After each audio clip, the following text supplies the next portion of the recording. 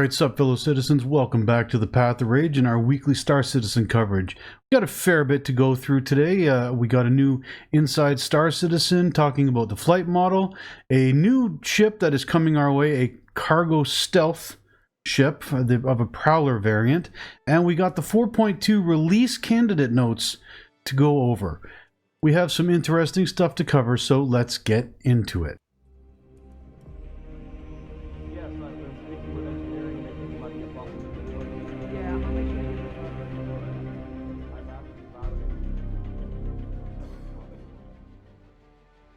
Alright, currently it is Alien Week going on over at RSI, and there's a few sales going on for, ship skins and that sort of thing. If that interests you, you can take a look for it on the store itself. I generally don't highlight that stuff because, I prefer to get the stuff in-game, and we'll see if the game actually releases before I worry about buying anything more.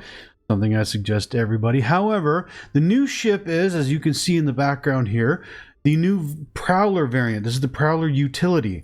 And basically this is a stealth cargo ship. Yeah. Stealth is useless in this game currently right now.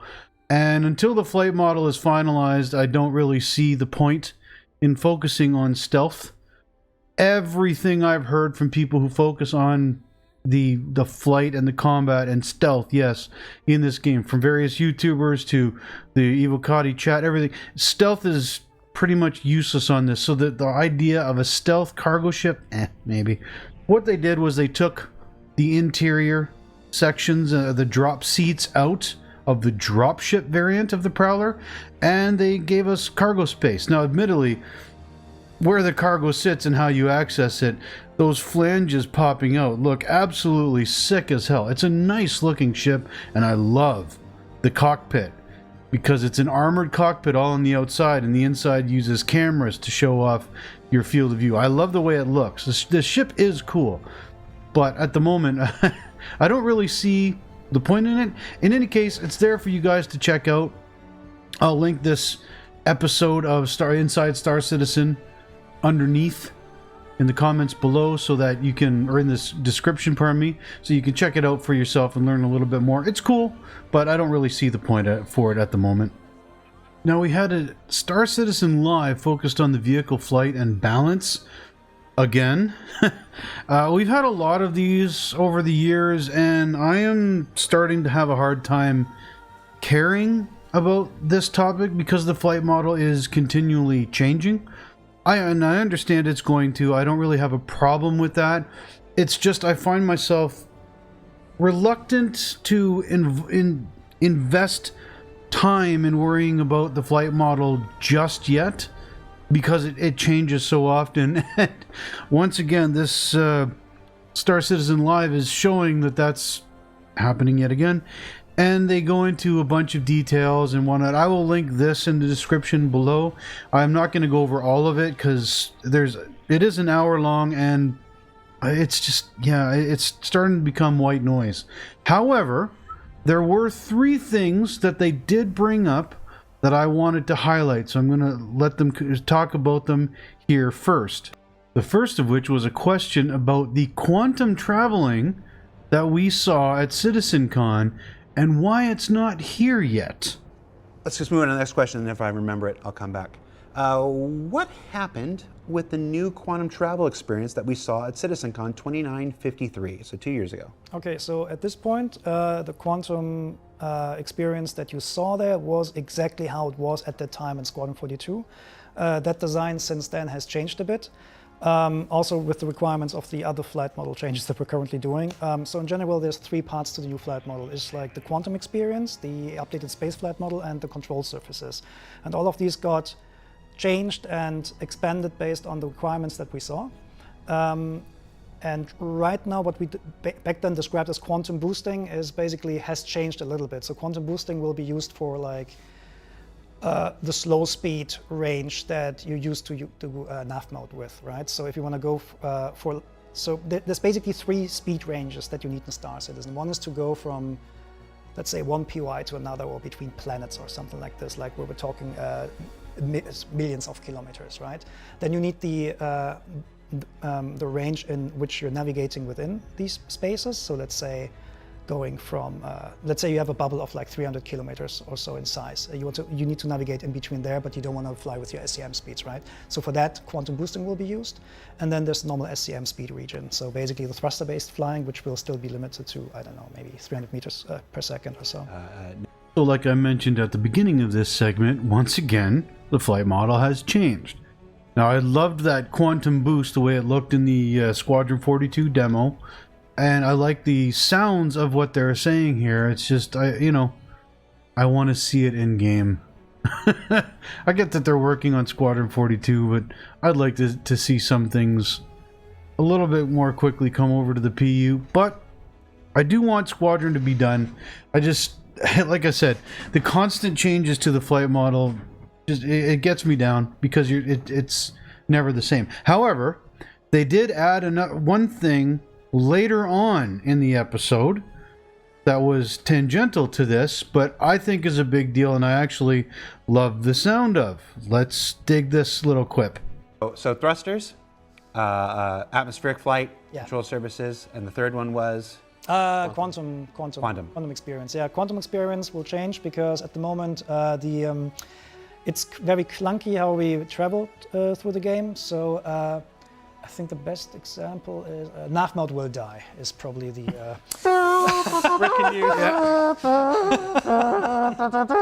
So, but this is like hold on, no, look directly in that camera. Hold on, look. Which one? Say it again. This one, right? Hold on. Go to Yogi's camera. There you go. Say it again. Nav mode will die. F's in chat for nav mode, everybody. Yeah. Right. The reason is more because like it's very clunky to traverse the verse. So the way how it's currently planned, I'm saying currently, it can change, right?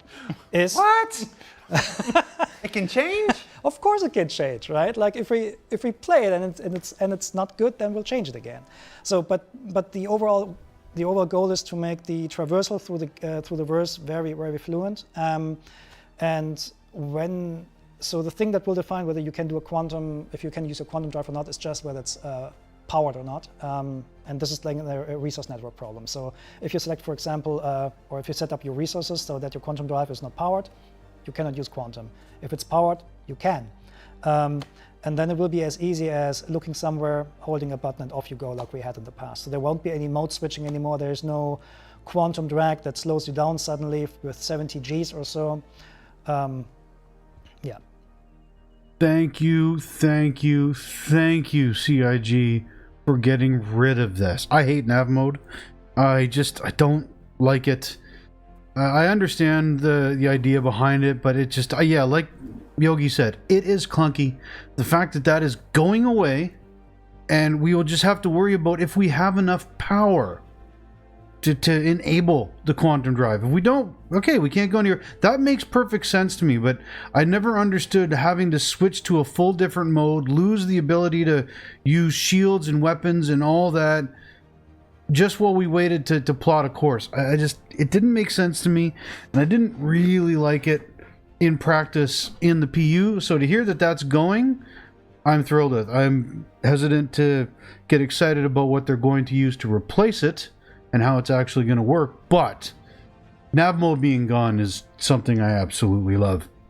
And the third thing that they brought up, which is an absolute pet peeve of mine, especially in this latest PTU patch for 4.2, now that the Idris is available, is about capital ships in atmosphere and seeing them like just hover above a point of interest, nose down, like they weigh absolutely nothing.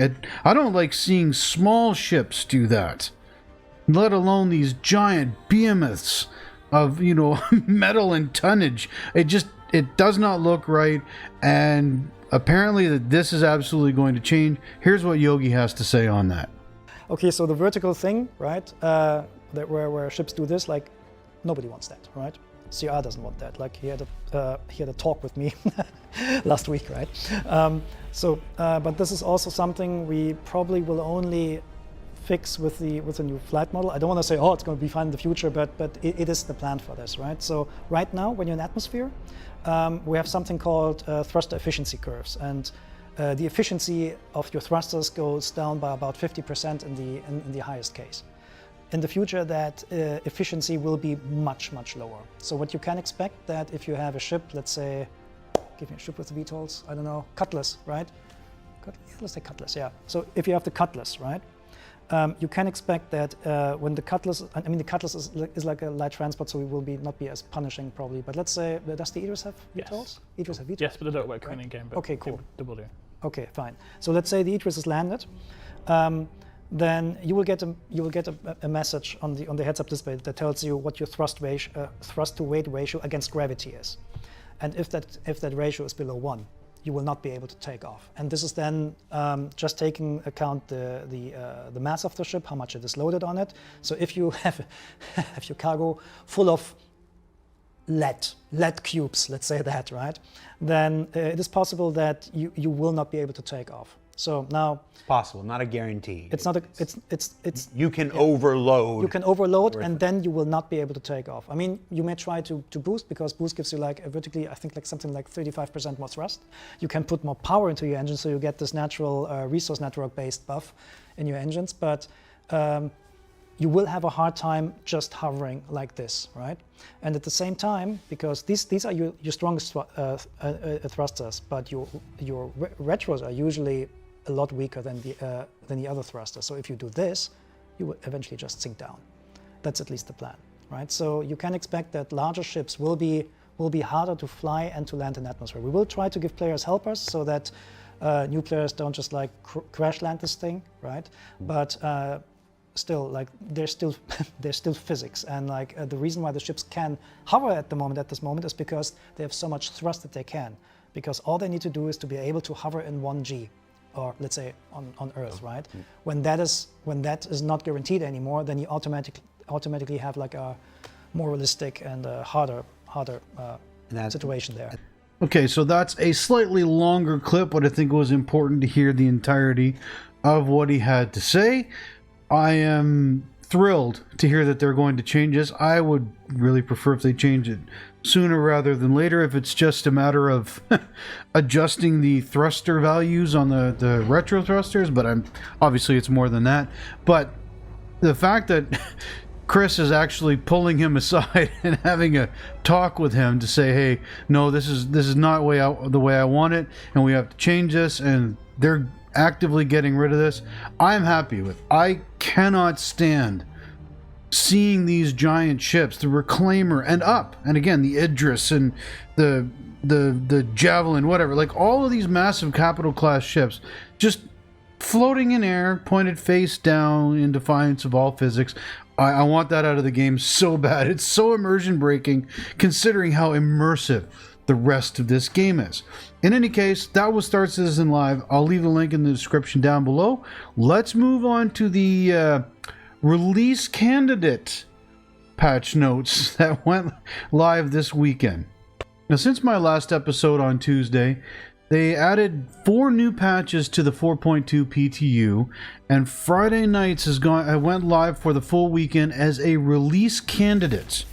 And as of the recording of this video, it's still the case that it's a release candidate. It has not gone to live yet. And I have to admit that I genuinely don't think it's ready for live. It might be one of those cases where they've got as much information as they can get from those of us who are on the PTU willing to give this a try, but they really actually do need the massive amounts of people logging in to determine the depth of these problems so they can fix them. I don't know, but this patch, while it has been improving, do not get me wrong, it has been improving, and they have been adding a lot of new content, maybe not features, but a lot of new content that's really cool, including the first vehicle that is not available for real money. It's only in-game.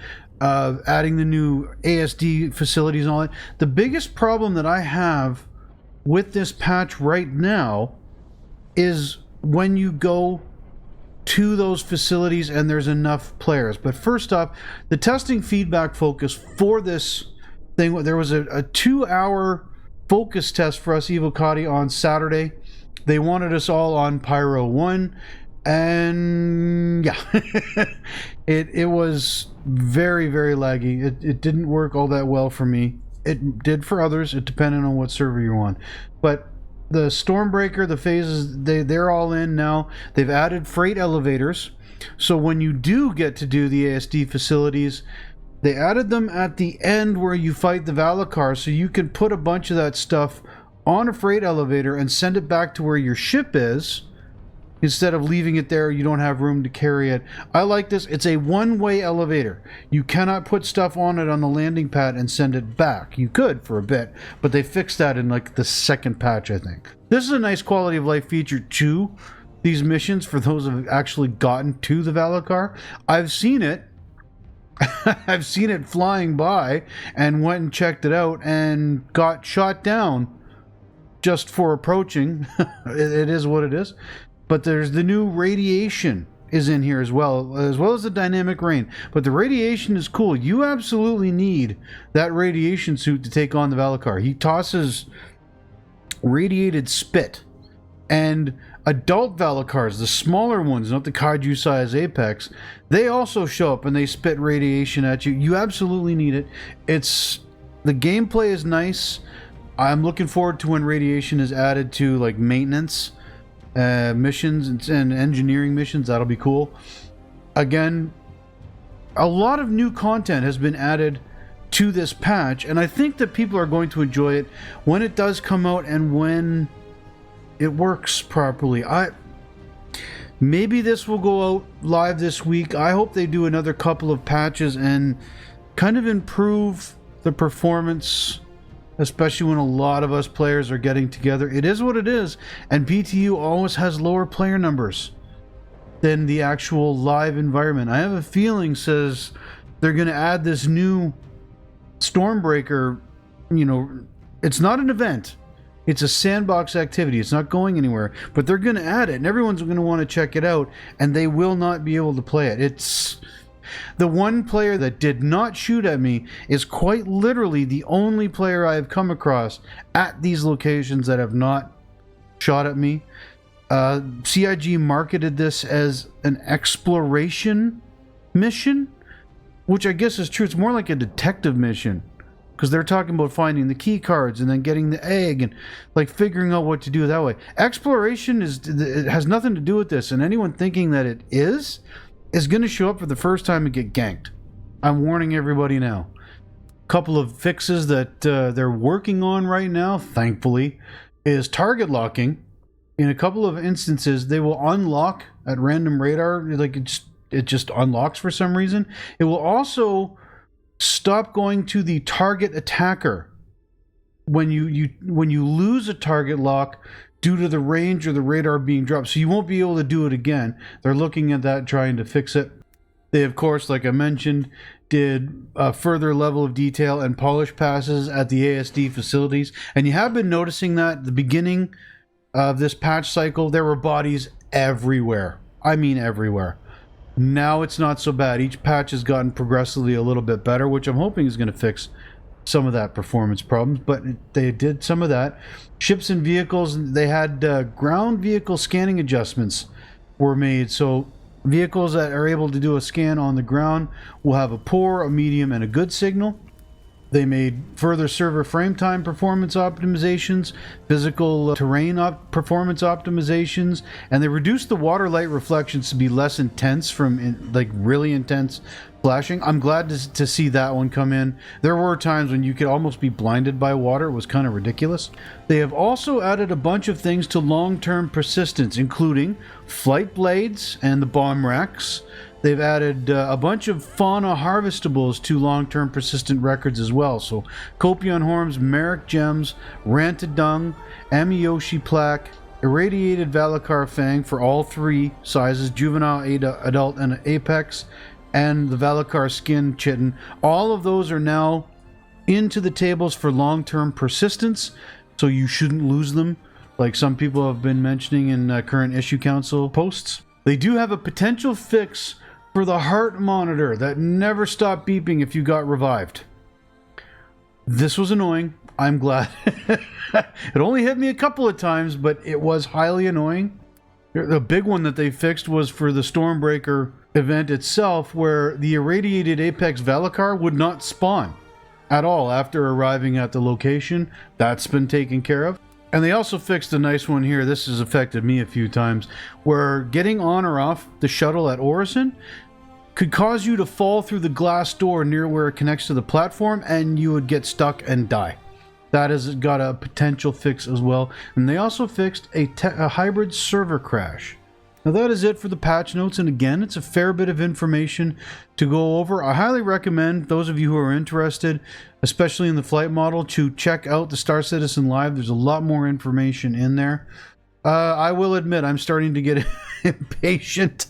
I want some of these issues fixed. Above all, the one feature that I really want added to Star Citizen is just a hotkey to turn off the interior lights of the spaceships.